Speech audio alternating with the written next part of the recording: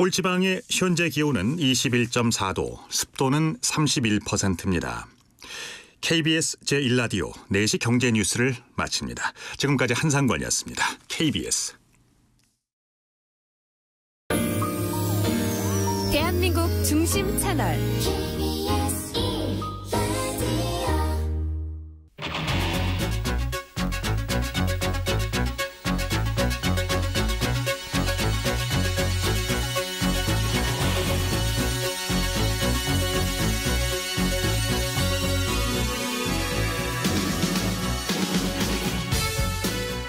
안녕하십니까. 성기영의 경제쇼 아나운서 성기영입니다. 최근 영화 제작사와 방송사까지 웹툰을 원작으로 하는 콘텐츠를 내놓으면서 그야말로 웹툰 전성시대를 맞이하고 있습니다. 국내 웹툰 산업 현황 알아보고요. 해외 시장 성공 가능성도 짚어보겠습니다. 최근 은퇴자들 사이에서 매달 분배금을 주는 월 배당 ETF에 대한 관심이 높아지고 있다고 하는데요. 월 배당 ETF는 어떤 상품인지 또 투자할 때 어떤 점을 살펴야 하는지 자세히 알아보겠습니다. 이 시간 유튜브로도 함께합니다.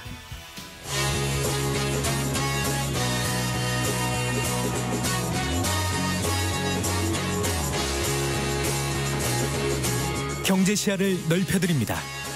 투자의 지름길을 안내합니다. 돈 되는 정보를 발견하는 시간. KBS 1라디오 경제쇼.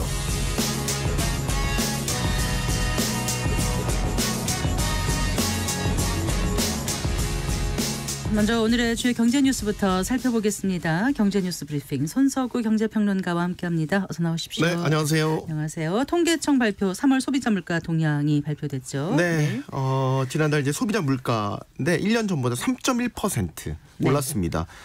소비자 물가 상승률이 계속해서 지금 3%대가 나오고 있다는 점에 대해서 이제 많이 우려들을 하고 계십니다.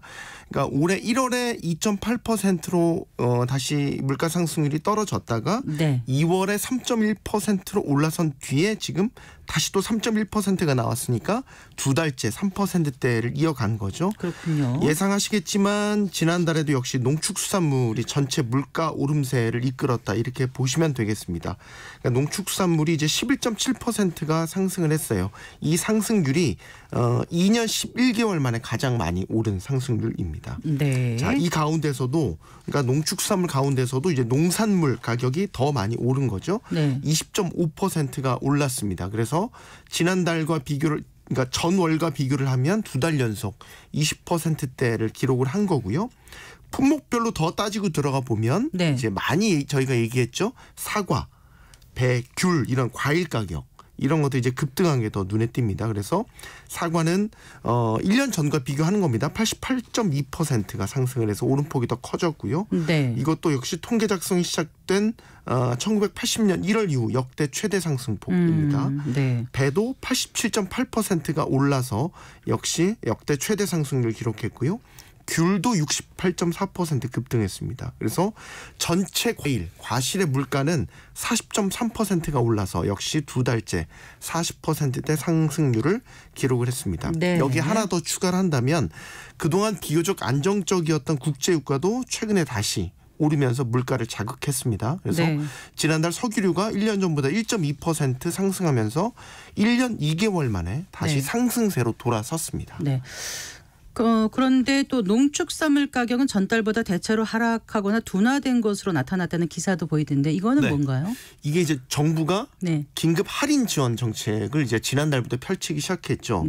그래서 실제 체감하시는 마트 가서 사시는 사과 가격은 그래도 조금 떨어졌다. 몇천 원이나 떨어졌다. 이런 생각을 하실 수 있을 겁니다. 이게 지난달과 특히 이제 사과 가격을 저희가 예로 들면요. 전달보다 3.6% 정도가 하락을 했습니다. 그래서 실제 이제 시중에서 구매를 하시는 기준으로 보면 그 전월이 이제 2만 한 8천 원 정도 됐다면 지난달에 이제 한 2만 7천 원대까지 떨어지는 그런 흐름을 보였고요. 앞서 말씀드린 것처럼 이제 정부가 긴급 할인 지원금을 투입을 하면서 이렇게 실제로 살 때는 좀 그 지원하는 그런 체감을 하실 수 있을 겁니다. 통계청이 매월 발표하는 소비자 물가 동향은 1년 전과 비교해서 물가 지수를 하는 거고 지금 방금 전에 말씀하신 거는 그러니까 전달과 비교한 그 가격 상승세를 얘기한 것 같아요. 네, 그렇습니다. 네. 또 이제 통계청 그 물가 집계 방식이 이런 정부의 할인은 네. 또 곧바로 반영을 하지 못하는 그래서 좀 시차가 있는 그런 차이도 있습니다. 어쨌거나 뭐 작황 부족이라든가 여러 가지 문제로 과일을 비롯해서 농수산물 가격이 잘 떨어지지 않고 있는데 네. 이렇다면은 물가가 2%로 가는 거는 지금 쉬워 보이진 않는 것 같고요. 네. 어떨까요? 분명히 2% 다시 내려가는 거는 쉽지 않은 상황입니다. 그러니까 올해 들어 물가를 다시 3%로 밀어올린 게 농축수산물 가격이 급등한 영향이었는데 네. 최근에 이제 정부가 체감 물가를 낮추기 위해서 앞서 말씀드렸던 여러 긴급 조치들을 집중적으로 시행하고 있잖아요. 그래서 이제 아까 1,500억 원 긴급 할인 지원금 투입을 한 게 있고요. 네. 또 대체 가능한 품목들은 또 대체 수입을 늘리고 이래서 공급을 늘려서 가격을 좀 낮추는 데 주력을 하고 있죠. 오늘 윤석열 대통령이 또 밝혔지만 네. 농축수산물 가격 안정자금 무기한으로 투입하겠다 이렇게 발표를 했습니다. 그러니까 이런 비상 조치를 통해서라도 억지로라도 어떻게 보면 농축수산물 가격은 다시 떨어질 것으로 보입니다. 근데 문제는 유가입니다. 네. 이게 지난해에도 물가가 2%대로 내려갔다가 여름부터 다시 3%대로 튀어오른 게 국제유가가 올랐기 때문이거든요. 네. 최근에 다시 중동 위기가 불거지면서 국제유가가 다시 오르고 있어요. 어제 서부 텍사스산 원유 WTI가 배럴당 83달러대까지 올라서면서 5개월 만에 최고치 기록했습니다. 지난달에 석유류 물가가 14개월 만에 상승세로 돌아서면서 전체 물가 상승률을 0.1%포인트 끌어올리는 기여도로 따지면 그런 역할을 했습니다. 네. 지금 유가가 다시 오름세로 돌아섰고 이게 만약에 꺾이지 않는다고 한다면 물가 상승률에 아마 더 크게 영향을 주게 될 겁니다. 결국 물가가 불안하면 경제는 뭐 부정적이죠. 올해 수출이 확실히 반등하면서 기업 경기는 지금 살아나고 있는데 물가가 잡히지 않으면 결국 소비가 둔화됩니다. 그래서 네. 한국은행이 고금리를 유지하는 기간이 더 길어지게 되죠. 이렇게 되면 경제는 금리 부담을 계속 짊어지게 되면서 결국 내수 전반이 침체에 빠지게 되죠. 네. 장바구니 물가 높아지면 정말 취약계층들은 가장 큰 어려움을 겪지 않겠습니까? 더 크게 어려워지죠. 네. 긴급 농축산물 가격 안정 자금 무기한으로 투입한다고 했으니까 좀 잘 이루어졌으면 좋겠습니다. 네. 자, 금값이 또 사상 최고치 갈아치웠다고요? 요즘 가장 뜨거운 자산이 아닐까 싶어요. 그래요. 네, 전날 뉴욕 상품거래소에서 6월물 금 선물이요. 전 거래일보다 0.84%가 오른 온스당 2,257달러 선에 거래를 마감했습니다. 종가 기준 사상 최고가고요. 네. 장중에는요. 또 2,300달러 선도 지금 넘나들 기세를 보였습니다. 2,286달러까지 올랐으니까요. 지난달 초에 제가 금값 소식을 전해드렸었는데 그때 얼마였었죠? 그때가 2,100달러 돌파해서 그때도 사상 최고가라고 말씀드렸는데 한 달 사이에 지금 딱 200달러가량이 더 오른 거죠. 그래서 국내 금거래소에서도 금 가격 한 돈당 40만 원을 결국 또 넘어서서 계속 오르고 있죠. 어제 기준으로 한 돈에 41만 6천 원까지 올랐습니다. 올 초만 해도 이게 36만 원대였습니다. 네, 그래요. 왜 이렇게 오르는 거죠 지금? 금 다 아시겠지만 안전자산입니다. 그래서 전쟁 나면 금값 오른다 이런 얘기 많이 들으셨을 거예요. 최근에 뭐 중동을 비롯해서 뭐 러시아 우크라이나 전쟁도 여전히 현재 진행형이죠. 그래서 이런 지정학적 리스크가 터지면 금을 사 모으려는 수요가 많아지면서 금값이 오른다. 네. 그래서 지정학적 불안이 지금 금 수요를 촉발하고 있다. 이렇게 보시면 되겠고요. 또 하나 중국을 비롯한 각국 중앙은행들이 계속 지금 금을 사 모으고 있는 것도 가격을 올리는 요인이고요. 그렇군요. 전통적으로 아시겠지만 금을 선호하는 나라가 중국입니다. 네. 중국의 경우에는요. 은행뿐만 아니라 개인들이 주식시장도 안 좋고 부동산 가격도 떨어지니까 여기에 실망을 하면서 결국 남는 게 금밖에 없구나. 이래서 지금 금사재기가 나타나고 있다. 이런 요인들도 있고요. 그렇군요. 최근에 또 그 지난주에 발표된 이 개인 소비 지출 PC 가격 지수가 예상치를 밑돌았죠. 이것도 결국 금값에 불을 붙였다 이런 분석이 나오는 게 연준의 금리 인하가 다가왔다 이런 기대감이 더 커졌기 때문이죠. 그러니까 단기적인 지정학적 리스크, 장기적인 금리 인하에 대한 기대감 등이 뒤섞이면서 지금 금 수요를 촉진하는 상황이고요. 얼마나 더 오를 것인지가 관건인데 금 수요가 지금 이런 상황이면 꺾일 이유는 없어 보여요. 그리고 당분간 계속 강세를 보일 것이다. 이런 전망에 무게가 실립니다. 네, 하나 더 여쭤볼까요? 그 직원과 최고 경영자 사이의 보수 격차가 크게 벌어졌다. 이런 조사 결과도 나왔습니다. 기업분석연구소 리더스 인덱스가요. 매출 상위 500대 기업 중에서 최근까지 사업 보고서를 제출한 291개사의 보수를 분석한 결과인데요. 대상 기업들의 최고 경영자들의 평균 연봉을 내보니까 20억 9,588만 원. 네. 그래서 1년 전보다 2.9%가 증가했고요. 반면에 직원들의 평균 연봉은 8,713만 원. 1년 전보다 2.8%가 오히려 줄었습니다.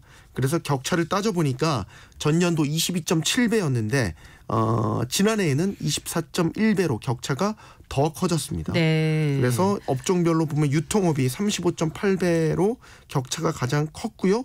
은행이 반대로 9.6배로 가장 작은 업종이었고요.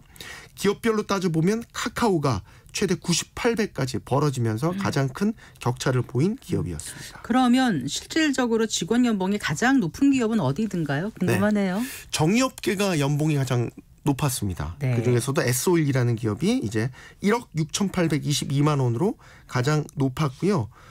KB금융, 신한지주, SK에너지, SK텔레콤 등의 순이었습니다. 그룹 회장님들 가운데서는 누가 가장 많이 급여를 받으셨는지 궁금하시죠? 네. 네, 신동빈 롯데그룹 회장이었습니다. 퇴직금을 제외하고 177억 1,500만 원을 받아서 1위를 차지했습니다. 다음으로는 정의선 현대차그룹 회장이 122억 100만 원으로 2위, 김승현 하나회장, 이재현 CJ 회장 순이었고요. 네. 국내 시가총액 1위 삼성전자 아니겠습니까? 삼성전자의 이재용 회장은 지금 공식적으로는 급여를 받지 않고 있습니다. 그래서 지난해에 이어서 올해도 이런 5억 원 이상 연봉자에 아예 포함이 되지 않았습니다. 잘 들었습니다. 고맙습니다. 고맙습니다. 경제뉴스 브리핑 손석우 경제평론가와 함께했습니다.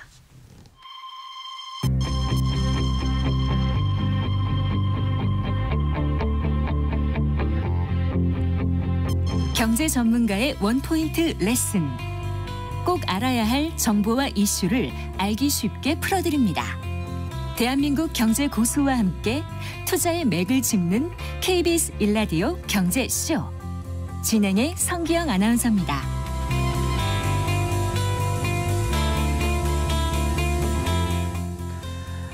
최근 지식재산권, 즉 IP의 중요성이 부상하고 있습니다. 슈퍼 IP를 확보하기 위한 콘텐츠 업계의 경쟁이 치열한데요. 슈퍼 IP 하면은 영화, 드라마, 애니메이션, 게임 같은 다방면으로 재생산이 가능한 IP를 뜻합니다. 특히 그 웹툰을 원작으로 한 그 콘텐츠들이 최근 늘고 있는데요. 오늘 웹툰 산업 그리고 지식재산권에 대해서 얘기 나눠보겠습니다. 김현용 현대차증권 수석연구원 스튜디오에 모셨습니다. 반갑습니다. 네, 안녕하십니까? 안녕하세요. 네. 네. 한때 이제 우리나라 그 만화 잘 안 봐서 이제 네. 만화는 이제 사양 산업이다 이렇게 얘기했던 적도 있었잖아요. 있었죠. 근데 최근 보면 분위기가 많이 달라졌죠. 맞습니다. 네. 이게 웹툰이 커지면서 어떻게 보면 이제 일본 만화 쪽으로 완전히 시장이 쏠려가는 그림이었는데 네. 디지털 쪽으로 이제 웹툰이 커지면서 이제 K 웹툰이라는 네. 말이 붙을 정도로 시장이 빠르게 확장이 되고 있고요. 네. 또 웹툰 산업은 이제 단순히 그런 만화 보는 거 외에도 다양하게 드라마나 애니메이션이나 2차 가공이 용이하거든요. 네. 그래서 이제 이런 부분들이 이제 확장성 네. 측면에서도 좀 부각을 받으면서 국내 기업들 특히 네이버, 카카오 이런 기업들이 네이버 웹툰, 카카오 웹툰 많이들 보시잖아요. 네네. 그래서 이런 부분들 중심으로 많이 좀 주목을 받고 있는 것이 사실입니다. 김현영 연구원께서도 좀 보시죠. 많이 봅니다. 예, 요일별로. 언제부터 보시기 시작하셨어요? 저는 이게 네이버 웹툰이 2004년 5년부터 국내 서비스를 시작했었거든요. 네. 저도 딱 그때부터는 아니더라도 한 2008년 9년 예, 취업하고 나서부터 한 2008년 2009년 이때부터 저도 본 것 같습니다. 네. 그러니까 이제 인터넷을 뜻하는 웹하고 네. 그러니까 만화 그를 뜻하는 카툰이 합해져서 맞습니다. 웹툰인 거잖아요. 그리고 네. 각종 플랫폼 매체에서 이제 그 연재되는 디지털 만화인데 맞습니다. 네. 그게 참 보기도 편하고요. 맞습니다. 출퇴근 이런데 이제 그 무리할 때 많이들 지하철에서 보시죠. 네. 버스에서 보기도 편하고 네. 잠깐 일하다가도 보는 분들도 많이 계신 것 같기도 하고 맞습니다. 그렇더라고요. 네. 근데 이제 만화하고 웹툰은 다른 거잖아요. 완전히 다르죠. 네. 일단은 이제 만화책이나 만화 같은 경우에는 기본적으로 이제 도서 형태로 이제 시장이 계속 이제 커 왔었고요. 그러다 보니까 이제 어떤 공간의 제약 같은 것들이 있습니다. 물리적으로 일단은 그 도서를 구입을 해서 그렇죠. 봐야 되고 그러다 보니까 재밌다라는 소문이 퍼지기까지 구전 효과가 나타나는 게 시간이 오래 걸려요. 네, 네. 근데 웹툰 같은 경우는 이제 다 디지털 형태고 네. 다들 스마트폰 있으시지 않습니까? 그리고 이제 이렇게 스크롤 다운으로 네. 예, 쭉쭉 이렇게 위로 올리게만 하면은 한 편의 만화를 편하게 가볍게 즐길 수 있으니까 네. 또 이런 부분들이 야, 그 만화 그 웹툰 재밌는데 한번 봐봐라고 했을 때 네. 바로 그냥 자기 스마트폰 꺼내서 스크롤 다운 하면 되거든요. 네. 그래서 그런 부분들이 이제 확산 측면 또 다른 IP의 확장성 측면 이런 것들이 장점들이 많이 이제 부각되면서 시장이 생각보다 뭐 한 5조 6조까지 시장이 커졌거든요. 예, 네. 전 세계 시장은 그 정도까지 지금 시장이 커진 상태입니다. 그러니까 초기에는 한 2000년대 2003, 4년 그때 말씀하셨잖아요. 4, 네. 5년인가 그때 나왔을 때는 이제 매니아들 사이에서만 좀 맞습니다. 퍼지는 것 같더니 네. 어느 순간 탁 퍼지기 시작한 그 계기가 되는 거는 어떤 웹툰이었죠? 그러니까 일단은 뭐 2010년대 초반 네. 이때 보면은 이제 그 네이버 웹툰에서 이제 조석 씨의 마음의 소리 네. 뭐 이런 것들이 이제 아주 최장기간 연재를 끌어가면서 예. 그런 부분들이 이제 웹툰이라는 게 상당히 스토리 라인도 있고 네. 나름의 재미도 있고 그러면서 매주 한 편씩 보통 나오거든요. 주당 하나 나옵니다. 매주 새로운 이야기가 나오니까 그런 것들을 이제 기다리는 재미 네. 이런 것들이 이제 같이 갖추어지면서 좀 빠르게 확장이 되었고 특히 또 20대 30대 비교적 이제 젊은 층을 중심으로 그런 디지털로 콘텐츠를 소비하는 문화 네. 이런 것들이 확산되면서 웹툰도 같이 퍼진 것으로 파악이 되고 있습니다. 과거에 공부 안 하면서 만화책 보면 이제 혼나고 막 그랬는데 네네. 요즘은 웹툰은 몰래 보기도 참 좋아요. 이동할 때 보기도 좋고. 아주 좋죠. 공부하는 척하다가 이렇게 네. 보다가 딱 하면 딱 휴대폰 이제 맞습니다. 꺼버리면 되니까. 또 요즘 스마트폰 이렇게 필터 해두시면은 네. 옆 이렇게 보이지도 않아요. 사선에서. 맞아요. 네. 농담이었고요. 네. 그러니까 웹툰 산업 규모가 어느 예. 정도라고 하셨죠? 지금 매출은 어느 정도 되는 겁니까? 국내 정확하게. 시장만 봤을 때는 네. 한 1.8조 원 정도까지 이제 한국 콘텐츠 산업진흥원에 네네. 따르면 한콘진이라고 보통 줄여 부르는데 거기 자료에 따르면 한 1.8조 원 정도 규모 되고요. 네. 우리나라 기존에 있던 만화 시장 8천억 정도까지 합해서 보면 한 2조 6천억 시장입니다. 그렇군요. 물론 이제 웹툰은 1.8조 원 정도 되고요. 네. 근데 전 세계 시장에서 우리 웹툰이 차지하는 위상이 얼마나 크냐면 전 세계 시장이 한 6조 원인데 네. 그중에 거기서? 1.8조 원. 거의 30% 정도. 네. 네, 맞습니다. 그 정도가 우리 소위 K 웹툰이다. 네, 그 정도로 이제 큰 시장을 보유하고 있습니다. 그럼 이 정도면 K 웹툰의 위상을 알 수 있는데 그러면 우리가 네. 흔히 만화 종주국이다 하는 일본을 네. 넘어선 건가요? 아직 어떻습니까? 넘어서진 못했습니다. 그런가요? 네. 일본 같은 경우에는 이제 디지털 만화 시장이 한 4조 원에서 5조 원 정도 됩니다. 다 네. 웹툰은 아니지만 네. 디지털 만화 시장만 한 4조 원 이상 규모이기 때문에 아직은 우리보다 한 2배에서 2배 반 정도 큰 시장이 일본 시장이다. 이렇게 보시면 될 것 같습니다. 네, 그래요. 그 네이버 웹툰 같은 경우는 지금 굉장히 확장적으로 일을 하고 있는 것 같더라고요. 네네. 네. 일단은 이제 네이버 웹툰이 국내에서 네. 1년에 한 100편 정도의 드라마가 나오는데요. 네. 그 가운데 20% 20편이 웹툰 원작이고요. 그거의 대부분이 네이버 웹툰입니다. 그래서 드라마의 원작 IP를 공급하는 어떤 용도, 목적 네, 이런 네. 쪽으로도 사업을 많이 확장, IP 비즈니스죠. 이쪽으로도 사업을 많이 확장했고 또 이런 IP 비즈니스를 확장시키다 보니까 다 우리 이야기인데 우리의 IP인데 다른 제작사들이 제작해서 주목받고 넷플릭스에 고가에 판매하고 네네. 이런 것들을 우리도 그럼 한번 제작을 내재화해보자라고 해서 네이버가 한 2, 3년 전부터 밑에 제작자 회사 4군데를 설립했어요. 갖췄어요. 네. 그래서 자체적으로 드라마도 제작하고 애니메이션도 제작할 수 있는 제작자 회사를 4개 정도를 갖추고 있고요. 여기서 이제 계속 이제 처음에는 공동 제작으로 시작했다가 한 1, 2년 전부터 네. 자체 제작도 하고 1년에 한 2편, 3편 그렇게 제작을 열심히 하고 있고 일례로 이제 4월 3일 네. 4월 3일에 이제 유미의 세포들 네. 애니메이션판이 개봉이 오늘이죠. 아니 그러니까 내일이 네. 4월 3일 아닌가? 그러면 내일입니다. 네. 네, 제가 날짜를 좀 헷갈렸는데 4월 3일에 제가 날짜는 기억하고 있어요. 네, 네. 그래서 4월 3일에 유미의 세포들 극장판이 국내 극장에서 개봉이 되는데 그 유미의 세포들을 TV에서 하지 않았었습니까? 드라마로도 했습니다. 드라마로. 그래서 보통 이제 원소스 멀티유즈라고 하잖아요. 네네. 그래서 하나의 유미의 세포들이라는 네이버 웹툰 IP를 가지고 네. 드라마로도 만들고 굿즈로도 만들고 또 이번에 애니메이션 극장판으로도 4월 3일에 맞습니다. 개봉을 한다 이 네, 뜻인 맞습니다. 거죠. 그러니까 유미의 세포들을 애초에 그 만화를 그린 네. 그 작가한테 원래 IP 지적재산권이 있는 거고 맞습니다. 그거를 그럼 네이버나 이런 데서 어떻게 한다는 거예요? 그거를? 그 이제 판권 계약을 하는 거죠. 네. 네이버 그 이제 웹툰을 그린 작가하고 네. 네이버 간에 보통은 이제 IP 2차 가공에 대한 판권 계약을 하고요. 네. 그 계약 구조나 이런 것들은 뭐 사실 알려진 바가 거의 없지만 일반적으로 국내에서 판권 2차 가공될 때는 작가 쪽이 조금 더 협상력이 우위에 있고요. 네. 좀 더 많이 가져간다 이렇게 생각하시면 될 것 같고 네. 그 동일한 IP가 해외 쪽에서 영상화된다거나 2차 가공될 때는 네. 아무래도 해외 네트워크를 활용하는 부분이기 때문에 네이버 쪽, 회사 쪽이 조금 더 협상력 우위를 가진다. 이 정도 감을 잡고 보시면 될 것 같습니다. 자, 그러면 네. 최근 들어서 이렇게 웹툰 산업이 잘 되는 배경을 조금 네. 더 설명을 해 주신다면요. 네. 일단은 이제 웹툰 같은 경우에는 일단은 뭐 빠르게 볼 수 있고 그다음에 일단 그 웹툰이 이제 라이브러리라고 하죠. 네이버 웹툰이나 카카오 웹툰에 올라가 있는 웹툰의 개수가 네. 점점 더 많아지고 있어요. 네. 그리고 이제 웹툰이 확장될 수 있는 이야기는 부분은 우리 생활 속에 가까운 이야기들을 계속 작가군들을 개발한다는 거죠. 소위 일정 뭐 유명한 스타 작가의 웹툰만 계속 연재되는 게 아니라 한국에서는 네이버 웹툰 같은 경우 한국에서는 베스트 도전이라는 그런 프로그램을 통해서 네. 새로운 작가, 새로운 이야기들을 계속 발굴하고 있고요. 네. 일본에서는 똑같은 프로그램이 이제 인디즈라는 이름으로, 미국에서는 또 캔버스라는 이름으로 현지의 로컬 작가들을 양성하는 프로그램들이 있어요. 네. 그래서 네. 소위 고인물이 되지 않게 오랜 뭐 하나의 스타 작가가 지배하는 생태계가 되지 않도록 계속적으로 새로운 이야기를 발굴하는 그런 이제 선순환 구조를 갖추게 되면서 네. 어떻게 보면은 이제 뭐 연령대에 대해서 정확한 통계가 나와 있는 건 아니지만 네. 처음에는 이제 20대에서 40대 위주로 즐기던 웹툰이 점점 이제 연령대가 조금 내려가고 있다 이렇게 보시면 될 것 같습니다. 제가 유미의 세포들을 봤었으면 좀 얘기가 쉬울 텐데 네네.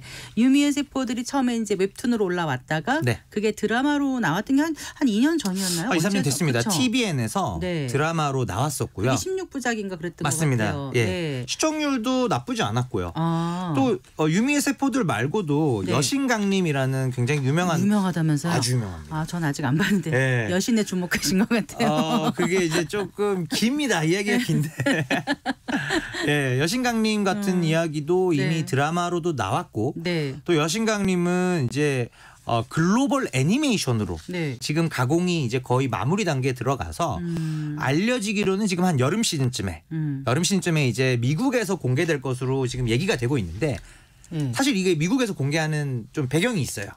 뭐 한국에서는 이미 드라마화하기도 했고 사실 네이버 웹툰이 하반기에 네. 미국에서 상장을 준비하고 있거든요. 그런 뉴스가 있던데요. 맞습니다. 네. 그래서 이 미국에서 상장을 준비하고 있다 보니까 그 상장 시점쯤 해서 네. 실적도 조금 더 좋게 보여야 되고 네. 또 이런 IP의 글로벌 영향력이 우리가 있다. 이걸 보여줘야 되니까요. 네. 그래서 여신강림이나 미국 현지 작가가 쓴 로어 올림푸스 같은 네. 이런 대표적인 IP에 대해서 네. 조금 더 빠르게 확장시키려면 아무래도 애니메이션이나 드라마, 영화로 흥행하는 게 훨씬 확산 속도 빠르거든요. 웹툰보다는. 네. 그래서 이제 그런 부분들을 같이 준비하고 있는 상황입니다. 네, 그럼 미국에서 나스닥에 그 IPO 맞습니다. 기업 공개를 한다는 거잖아요. 네네. 그러면은 그건 얼마나 걸려서 실제로 살 수 있게 되는 거죠? 그렇죠. 일단은 이제 미국에서 만약에 지금 얘기는 6월, 7월이 유력합니다. 네. 그럼 6월, 7월 정도에 IPO가 완료되면 당장 이제 모바일 MTS로 상장한 날부터 바로 밤에 요즘 이제 10시 반 장이 시작하잖아요. 미국 장이. 네, 네. 바로 사실 수 있습니다. 이건 이제 밤에 잠 못 자는 분들도 계실 텐데. 예. 근데 이게 그러면 예. 모기업 네이버에도 어떤 주가에 영향을 미칠까요? 어떻게 보세요? 저는 영향을 미친다고 보고 있고요. 네. 일단 긍정적 영향이 있을 것으로 보여지는데 지금 네이버 웹툰의 가치에 대해서 네. 웹툰 만드는 회사인데 최소한 4조에서 5조 원 정도의 기업 가치를 얘기를 하고 있고요. 네. 네이버 밑에 이제 웹툰만 있는 건 아니고 또 광고도 있고 쇼핑도 있고 금융도 있고 웹툰도 있는 거잖아요. 네네. 그래서 다양한 나머지 요소들은 네이버 현재 주가에 많이 반영이 되어 있는데 네. 웹툰 쪽이 미국에서 상장을 한다면 그 가치만큼은 네. 네이버 주가에도 추가적인 상승 동력으로 네. 작용을 할 수 있을 것으로 보기 때문에 네. 현 시점에서 지금 20만 원도 하회하고 있는 네이버 주가 입장에서 본다면 저는 충분한 상승 동력이 될 것이다. 그래요? 이렇게 보고 있습니다. 네.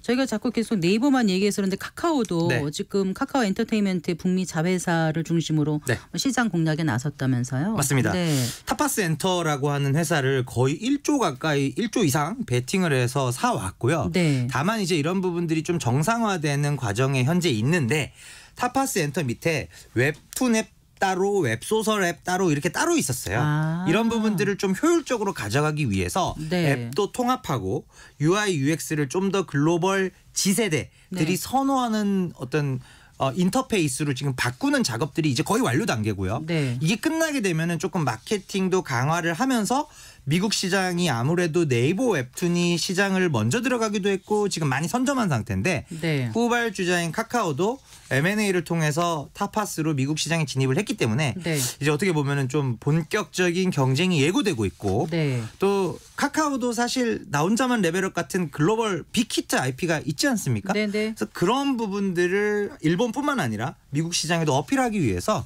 그런 것들 좀 많이 앱 개편 같은 것들 지금 거의 완료 단계입니다. 요즘 TV에서 이렇게 보다 보면 뭐 닭강정 이런 게 나오더라고요. 네, 맞습니다. 그것도 저기 웹툰으로 맞습니다. 한 거죠. 닭강정도 이제 네이버 웹툰 IP를 기반으로 해서 네. 넷플릭스 오리지널로 제작이 됐고요.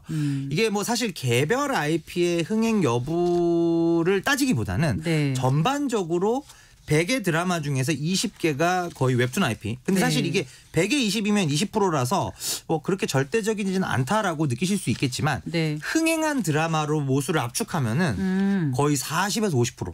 그런 거예요. 네. 흥행한 드라마 2편 중에 한 편이 네. 웹툰 원작입니다. 그러니까 요즘 보면 드라마 괜찮다 보면 그거 웹툰이야. 맞습니다. 이렇게 네. 되는 경우가 많은 거예요. 그럼 반대로 이제 제작자들이나 자본을 넣는 입장에서 본다면 웹툰에서 찾겠죠. 그렇죠. 웹툰 IP면 일단 흥행 확률이 어느 정도 보장된다. 그러면 이렇게. 웹툰 원작이 콘텐츠 시장에서 성공한 대표적인 사례 어떤 게 있어요? 일단은 최근 이제 들어서? 스위트홈 같은 게 스위트홈이 네이버 웹툰이거든요. 거기도 네이버예요.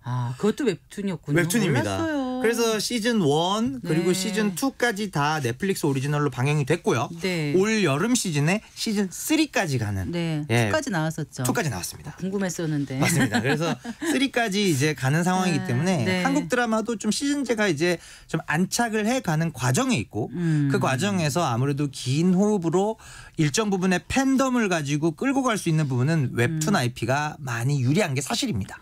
그러니 아까 여신강림 말고도요. 그 뭐죠? 그 재벌집 막내 아들 그것도였습니까? 그것도 웹툰 웹소설이고요.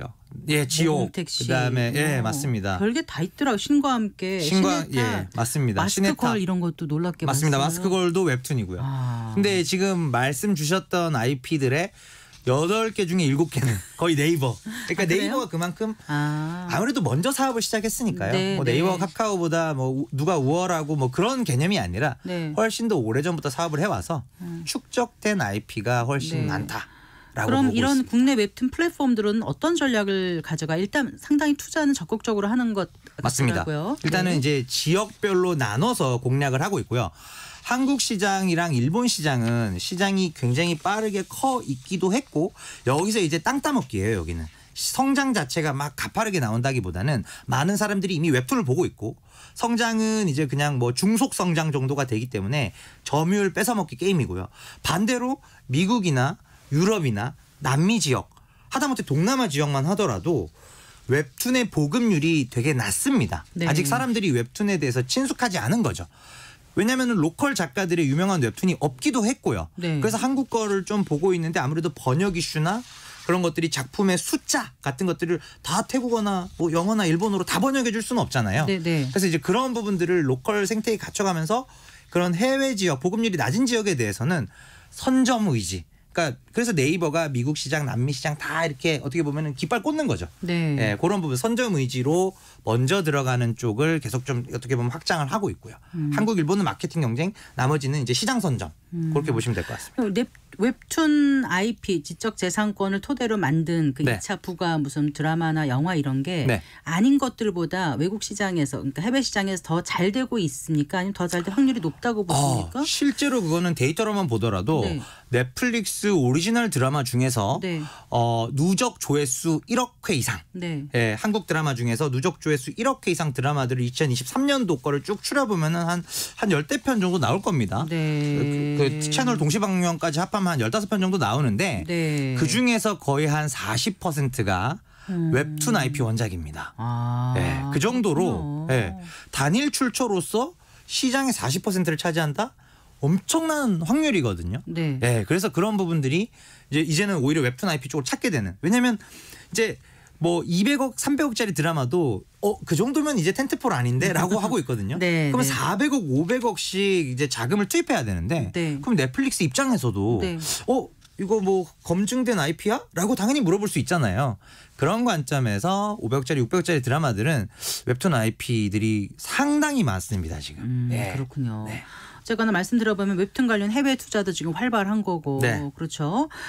그렇다면 마블 스튜디오처럼 네. 우리나라에서도 그 MCU 마블 네, 시네마틱 네. 유니버스 같은 네. 거대 네. IP가 탄생할 수 있을까? 탄생을 이제 하고 싶어 하죠. 그래서 이제 네이버 웹툰 쪽으로 대표적인 컨텐츠 공급 업체인 Y랩 네. 같은 데나 네. 아니면은 유명한 네이버 웹툰 작가군들 같은 경우에는 비슷한 소속 작가군들이 분명히 다른 웹툰을 이야기를 쓰는데 그 이야기들이 공통된 세계관을 공유하는 케이스들이 나오고 있어요. 그래서 이제 그런 부분들이 과연 이게 MCU급으로 커질 수 있을까? 마블급으로 커질 수 있을까는 이제 아직은 물음표가 달려 있지만 이런 시도들을 계속 하고 있습니다. 네. 예, 그래서 뭐 예를 들면 이제 Y랩도 그렇고 뭐 박태준 만화회사 이런 쪽도 소속 작가군들이 되게 비슷한 세계관들을 큰 틀의 세계관을 공유한 상태에서 개별 웹툰으로 내려가는. 그렇게 되면은 이제 MCU 같은 세계관이 장기적으로는 형성될 수 있겠다. 네. 그렇게 보고 이제 어떻게 보면 아직은 투자 단계죠. 네. 예, 시간이 좀 걸릴 것 같습니다. 그 방송 부분은. 들으시는 분들 두 가지 궁금하실 것 같아요. 웹툰 관련해서 어떻게 투자를 하면 좋을까라는 네. 생각. 네. 또 하나는 내가 그림을 잘 그리는데 네네. 웹툰 IP를 내가 가지려면 어떻게 진입 장벽을 뚫어야 될까? 뭐 네. 이런 거요. 좀 대답해 일단은 주신다면요. 이제 쉬운 질문부터 말씀드리면 웹툰 관련된 주식 투자 같은 경우에는 일단 국내 웹툰 관련 종목들은 플랫폼사보다는 컨텐츠 공급 업체가 좋습니다. 네. 플랫폼은 네이버, 카카오급이 아니면 이게 마케팅비가 많이 들어가요. 네, 네. B2C 비즈니스다 보니까 그래서 소위 뭐 키다리 스튜디오나 MBT나 이런 기업들은 그 어떤 모멘텀 플레이 정도로만 하시고 네. 컨텐츠 공급을 꾸준히 하고 있는 Y랩이나 DNC 미디어 네, 네. 각각 네이버, 카카오 향인데 네. 이런 컨텐츠 공급 업체들을 중심으로 네. 보시는 게 좋겠다라는 네. 거고 그림을 매우 잘 그린다. 내가 IP를 가져보겠다. 네. 천문학적인 돈을 벌 수 있겠다라는 꿈을 가질 수도 있지 않겠습니까? 물론이죠. 그러면 네. 이제 네이버 베스트 도전이라고 꼭 이제 네이버랑 정식 계약을 맺은 작가가 아니더라도 네. 조금 더 자유롭게 캐주얼하게 자기 웹툰을 검증받을 수 있는 그런 플랫폼들이 있어요. 늘 열려 있는 거죠. 늘 열려 있는데 이제 기본적인 스크리닝은 통과를 하셔야 될 그렇겠죠. 겁니다. 네, 그래서 네. 그런 네이버 베스트 도전. 그래서 베스트 도전에서 유저들의 그 독자들의 좋은 피드백을 얻어서 정식 그 연재로 가는 케이스가 되게 많거든요. 네. 그래서 이제 그런 네이버 배도라고 줄여서 부르는데 네. 예, 베스트 도전 쪽에 이제 웹툰을 한번 출품해 보시는 것을 예, 한번 권유드리겠습니다. 공부는 안 하고 맨날 낙서만 하고 그림만 그리고 네. 엉뚱한 공상만 하냐라고 부모님들께서 그러실 게 아니라 예전에는 그랬었지만 네, 지금은 이제 전문직급에 예, 뭐 TV에도 많이 나오시잖아요. 네. 예, 그래서 전문직이 아닐까 저는 개인적으로 그렇게 생각하는데 네. 예. 그래요. 그 그림에 관심 있는 분들은 한번 좀 도전해 보시는 것도 괜찮겠다 네네. 생각을 또 해봤습니다. 맞습니다. 오늘도 잘 들었습니다. 고맙습니다. 네, 감사합니다. 네, 네. 김현용 현대차증권 수석연구원과 함께했습니다.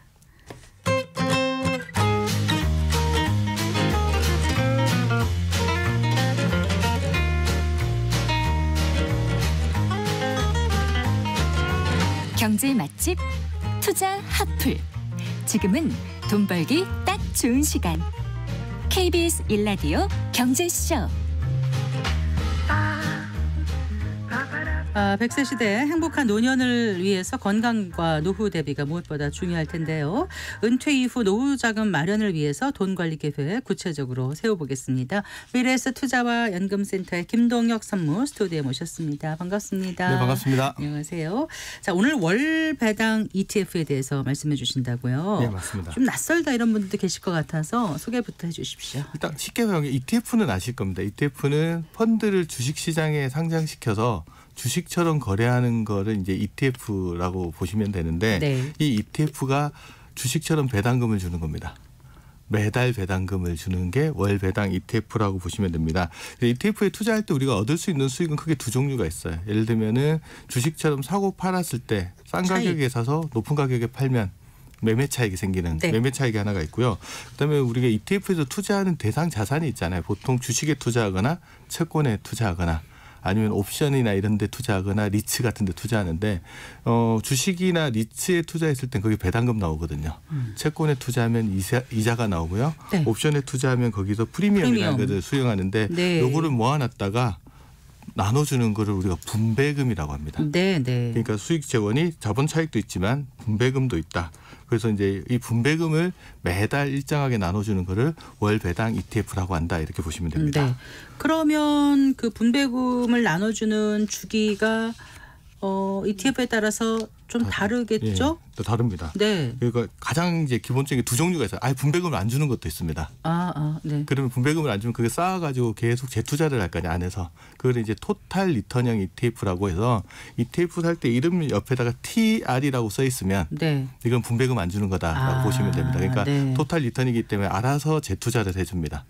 네. 그러면 이제 내가 당장에 돈 쓸 일 없고 재투자해가지고 자산을 키워나가려고 하는 목적을 가지신 분이면 똑같은 ETF, 뭐 예를 들어 S&P 500 TR이라고 써 있으면 이거는 분배금 안 주고 알아서 재투자해주는 ETF구나. 이렇게 분배금을 지급하지 않는 게 TR. 자동으로 그런 복리 효과가 일어나는 게 있을 거고요. 네. 그거 말고 TR 안 붙어 있는 거는 다 분배금을 주는 형태라고 보시면 되는데 네. 분배금을 지급하는 주기가 ETF마다 좀 다릅니다. 보통 이제 주식형 ETF 같은 경우는 1월, 4월, 7월, 10월, 12월 그 주기마다 이렇게 매달 마지막 영업일을 그 주식을 ETF로 가지고 있는 사람한테 분배금을 주거든요. 네. 그래서 그런 게 있고 그 주식형 이외에 다른 것들은 매년 연말에 한 번 정도 분배금을 주는데 네. 이것도 딱 확정돼 있는 게 아니고 ETF마다 또 다르게 정할 수 있어서 그거는 네. 이제 ETF 투자하시는 분이 분배금을 언제 주는지 지급 기준일은 언제인지 그걸 좀 파악해 보실 필요는 있을 것 같습니다. 그럼 월 배당 ETF는 매달 말일인가요? 매달 말일, 매달 마지막 영업일 날 그걸 가지고 있는 사람한테 분배금을 준다. 일반적으로 그렇게 돼 있습니다. 그럼 분배금을 받으려면 언제까지 ETF를 매수해야 하는 건가요? 주식 투자하시는 분은 잘 아실 거예요. 주식에서 배당금 받으려면 이틀 전에 사야 된다는 네. 걸 알고 계시네. 똑같습니다. 주식하고. 그렇군요. 그러니까 ETF 살 때도 마찬가지로 분배금 지급 기준이 있으면 그거보다 이 영업일 이전에는 매수를 하셔야지 그 분배금 지급 기준에 내가 그 ETF를 가지고 있는 거니까요. 네. 그것만 기억하시고 잘 투자하시면 될 것 같습니다. 네. 자, 그러면 현재 출시돼 있는 그 월 배당 ETF는 어떤 것들이 있어요? 현재 월 배당 ETF가 국내에 처음 상장된 게 제가 찾아보니까 2022년 6월이더라고요. 얼마 안 됐군요. 2년이 채 안 됐는데 이 짧은 역사에도 불구하고 올해 6월 말 기준으로 제가 보니까 46개가 상장이 돼 있어요. 네. 그 상장 종목의 시가총액을 2월 말 기준으로 봤더니 5조 608억 원. 네. 2년이 안 된 시간에 5조가 넘는 자금들이 거기 몰렸다고 하면 상당히 인기가 있는 거죠. 이게 왜 그러냐 그러면 베이비 부머 세들이 대량 퇴직하면서 이제 월급을 대신할 뭔가 재원을 받아야 되는데 은행에 넣고 이자 받는 것도 좋은 방법이지만 네. 이 금리가 이게 하향 추세로 접어들면 이게 인기가 떨어지거든요. 예금은. 네. 그래서 이제 그거 말고 조금 더 많은 수익을 얻을 수 있는 자산을 찾다 보니까 이제 월배당 ETF에 대한 관심들을 가지고 있다 이렇게 보시면 될 것 같습니다. 네. 자, 그러면 그 46개 종목이나 있다고 하셨잖아요. 예. 근데 그 월배당 ETF에 투자할 때 어떤 점을 살펴봐야 될까요? 일단 분배금 많이 주면 좋을 것 같은데 네. 이거 한 달만 분배금 받을 게 아니기 때문에 분배금을 많이 주는 것도 중요하지만 안정적으로 분배금을 지급할 수 있는 재원이 뭐냐. 그거를 이제 좀 파악해 보는 게 필요하죠. 그래서 뭘 기준으로 분배금을 나눠주느냐, 네. 기초 자산을 좀 파악해 볼 필요가 있을 것 같습니다. 네. 그래서 월배당 ETF를 제가 종류별로 한번 분석을 해봤더니 가장 많은 게 배당주에 투자하는 게 가장 많았습니다. 그러니까 우리나라 주식들 중에 배당주라는 건 뭐 특별한 정의가 있는 건 아니지만 배당을 다른 주식에 비해서 좀 많이 주는 것들을 투자하는 건데 전체적으로 아까 46개가 상장돼 있다고 했는데 네. 그중에 18개가 배당주에 투자하는 거라 보시면 되고요. 전체 순자산이 아까 5조 600억 정도 된다는데 그중에 한 48.7%? 그러니까 절반 정도는 배당주에 투자하고 있다라고 보시면 됩니다. 그런데 네. 이걸 보실 때 이제 뭘 봐야 되냐 그러면 이게 배당주 ETF는 배당주를 ETF에 담고 있는 거잖아요. 네. 그 배당을 주는 주식들이 꾸준하게 계속 주식 배당을 산출해내고 있느냐. 그것도 중요하고요. 그다음에 이 회사가 어떤 때 해는 주고 어떤 해는 안 주고 이런 거면 안 될 거 아니에요. 그래서 배당을 지속 가능하게 주고 있느냐라는 부분들을 한번 파악을 해보셔야 되고요. 네. 두 번째 우리가 고민해야 될 건 뭐냐면 배당을 많이 주는 기업들은 이게 내가 이익 난 거를 배당으로 나눠주게 되면 투자를 할 돈은 줄어들게 되잖아요. 그렇죠. 그러면 성장 가능성은 상대적으로 좀 떨어질 수도 있다. 그래서 투자를 하실 때 내가 배당에 좀 주력을 하는 거기 때문에 ETF의 가격 상승 여력은 상대적으로 좀 낮을 수도 있다라는 부분들은 염두에 두고 투자를 하시는 게 좋을 것 같습니다. 네. 그리고 이제 좀 어려워지는데요. 커버드 콜 전략을 구사하는 ETF가 대세다 이러더라고요. 네. 이거는 뭐냐 그러면 이거 말이 되게 어렵잖아요. 네. 커버드 콜은 내가 주식을 하나 들고 있는데 네. 주식을 들고 있으면서 주가가 떨어질 수도 있잖아요. 그러면 주식을 일정 가격에 살 수 있는 옵션을 콜옵션이라고 그러거든요. 네. 반대로 이거를 콜옵션 사면은 내가 일정 가격에 살 수 있지만 그걸 팔 수도 있거든요. 네. 콜옵션을 매도를 할 수 있습니다. 그럼 내가 네. 기초자산으로 주식을 하나 들고 있고 콜옵션을 매도하는 거예요. 그러면 수익원이 뭐가 생기냐. 주식에서는 배당이 나오죠. 네. 콜옵션을 매도하면 옵션 프리미엄을 내가 받거든요. 그러면 이 수익원이 더블 2개가 있는 거잖아요. 그걸 기준으로 해서 분배금을 나눠주다 보니까 분배금 재원이 많아지죠. 네. 그럼 상대적으로 다른 ETF에 비해서 분배금을 좀 더 많이 나눠줄 수 있는 구조가 되는 거죠. 예. 그래서 심지어는 요즘 나오는 것들 같은 경우에는 분배금을 연 12%까지 주는 게 있어요. 그래요? 연 12%요? 네, 최고로 많이 주는 것들 중에는. 그러면 그거는 보면은 월 단위로 보면 1%씩은 주는 거니까 네. 월 1%면 1억 넣으면 100만 원 정도가 나온다고 보는 거죠. 네. 그래서 시중에 다른 상품보다 훨씬 높은 거죠. 그러니까 이 은퇴자 입장에서는 고정적인 소득이 필요하면 이런 네. ETF에 눈이 쏠리게 될 눈 돌아갈 수라는 게 표현이 약간 좀 애매한데 눈이 이제 가게 되게끔 다들 알아들으셨을 겁니다. 그렇게 되면은 이제 또 염두에 둬야 될 건 뭐냐 그러면 세상에 공짜는 없잖아요. 그렇죠. 그러면 이게 콜옵션을 매도해서 얻는 수익을 가지고 하는 거기 때문에 상승 여력을 같이 훼손시키거든요. 약간은. 네. 그래서 이거는 철저하게 어떤 분이 투자하셔야 되냐면 주가의 상승 여력에 의해서 수익을 얻는 것보다는 나는 안정적으로 매달 일정한 현금 흐름들에 더 가치를 많이 두시는 분들 입장에서 네. 특히 은퇴자분들 입장에서 소득이 매달 필요한 분들한테는 네. 관심 갖고 가져갈 수 있는 것 같습니다. 네.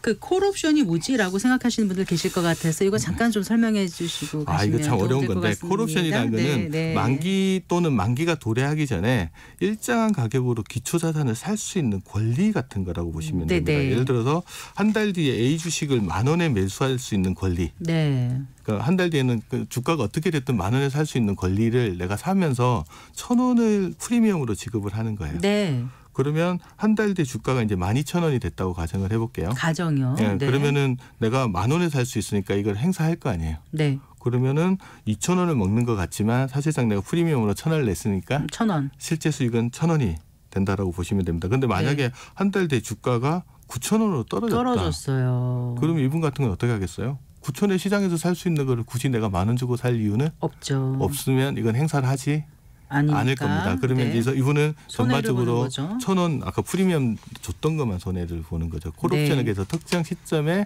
어떤 주식이나 채권 같은 것들을 지정된 가격으로 살 수 있는 권리. 네. 그러니까 자기가 유리할 때만 행사하시면 되는 거예요. 그래서 커버드 콜 전략이라는 게 주식이나 채권 매수하는 동시에 방금 말씀하신 콜옵션을 매도하는 방법으로 실행하는 거. 매수하는 사람은 돈을 주고 사지만 나 파는 사람은 그 권리를 파는 거잖아요.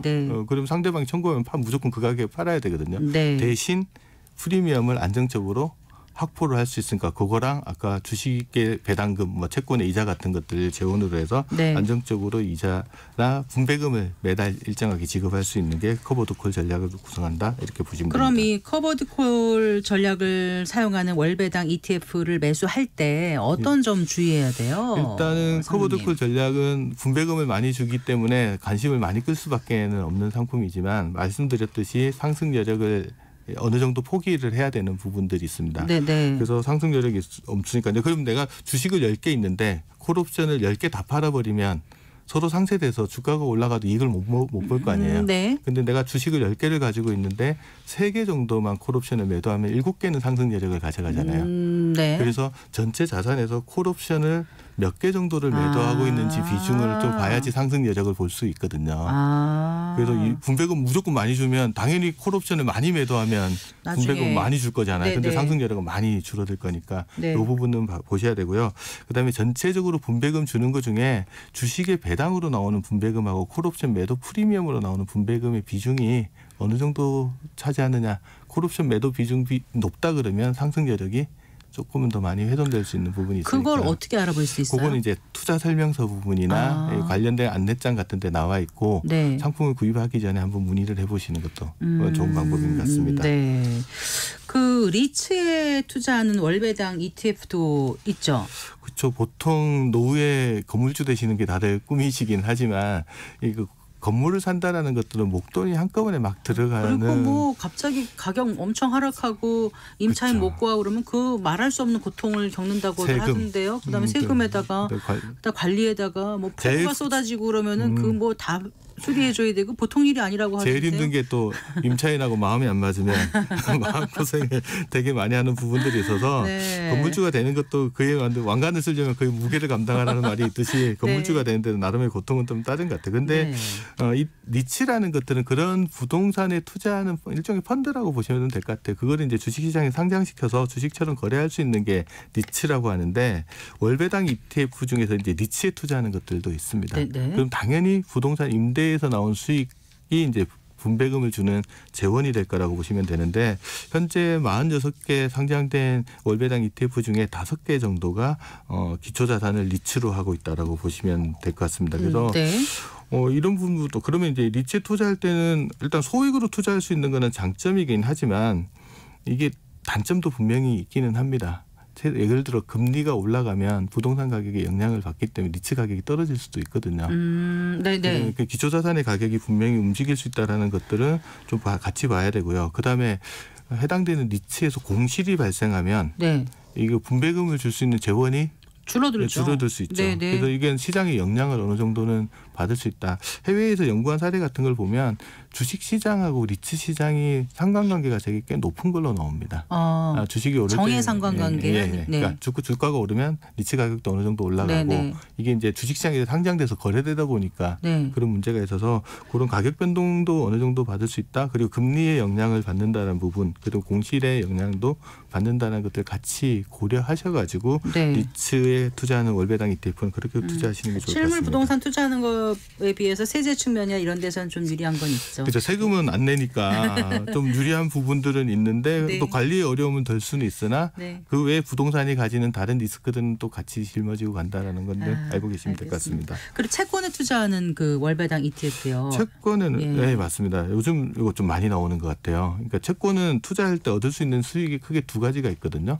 하나는 채권에서 고정적으로 이자가 나오잖아요. 그 분배금 재원으로 이것도 하나 가져가는 게 있고, 그다음에 채권에 투자했을 때 또 얻을 수 있는 거는 금리가 하락을 했을 때 채권 가격이 상승하는 장점이 있습니다. 그러니까 최근에 사람들이 금리가 하락할 가능성이 있다라고 생각을 하시는 분들이 꽤 많은 것 같아요. 그런 분들 입장에는 채권 가격의 상승도 노리면서 또 현재 높은 이자 수준을 가지고 있는 채권을 기초로 하는 ETF에 투자를 하게 되면 분배금도 좀 많이 받을 수 있어서 최근에 요거 관련된 ETF들, 채권에 기초로 하는 것들을 많이 해서 ETF들, 월배당 ETF들이 나오고 있는 것 같아서 그 부분도 우리가 한번 관심을 가져봐야 될 것 같습니다. 그래서 2024년 2월 현재 이제 국내 증시에 상장된 채권 투자 월배당 ETF가 지금 9개 정도 되거든요. 순자산 규모가 1조 2,500억 정도 된다라고 보시면 되면 월배당 ETF 전체 순자산의 한 4분의 1 정도 이제 채권에 투자하는 거다 이렇게 보시면 될 것 같습니다. 네. 어쨌든 금리 변화에 좀 신경을 쓰셔야 되겠네요. 이건 아무래도. 그렇죠, 맞습니다. 네. 네.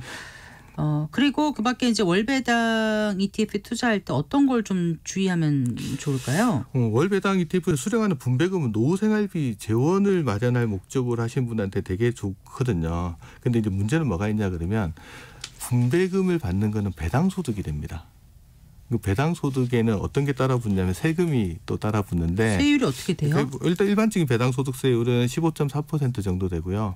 그다음에 배당 소득이 1월 1일부터 12월 31일까지 이자 배당 합치해 가지고 2천만 원이 넘어가면 금융소득 종합과세 이슈가 있어서 이 부분을 일단 은퇴자 입장에서 한번 주의를 해야 될 것 같고요. 네. 그다음에 두 번째 이슈가 뭐가 있냐면 배당 소득 이자 소득을 합쳐서 연간 1,000만 원이 넘어가면 그게 건강보험료가 또 그렇죠. 부과되는 문제가 있습니다. 네. 그래서 이제 투자를 하실 때 근본적으로 어디에 해야 되냐면 비과세 계좌 또는 절세 계좌를 먼저 찾으셔야 됩니다.